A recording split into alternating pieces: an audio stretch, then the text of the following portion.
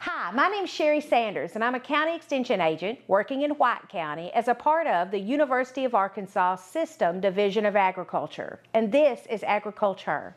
Agriculture is a program where we celebrate and empower women working in the field of agriculture in the state of Arkansas.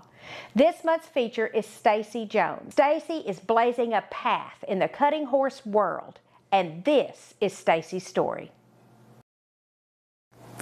In December of 2010, Philip woke up one morning and he couldn't feel his right hand and his right leg.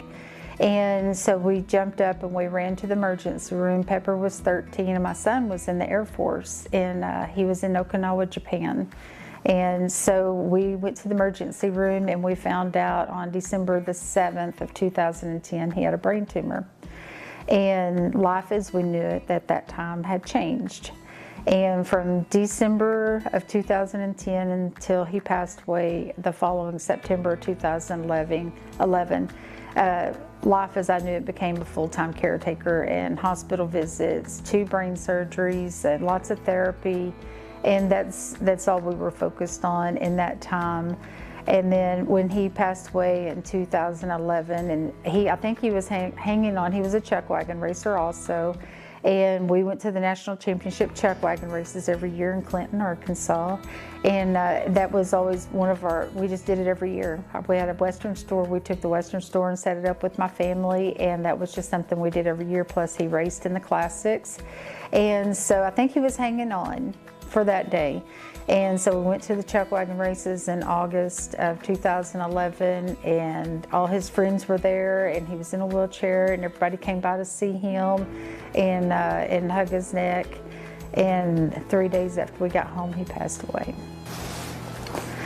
And so when he passed away in September of 2011, I had my Western store in Pleasant Plains, B.F. Smith & Son Saddlery, because at that time I had bought my dad out in 2003, and I had the saddle shop and the Western store, and I had some friends come through, and they were doing the versatility ranch horse, American ranch horse, and they were doing that, and I knew nothing about cow horses.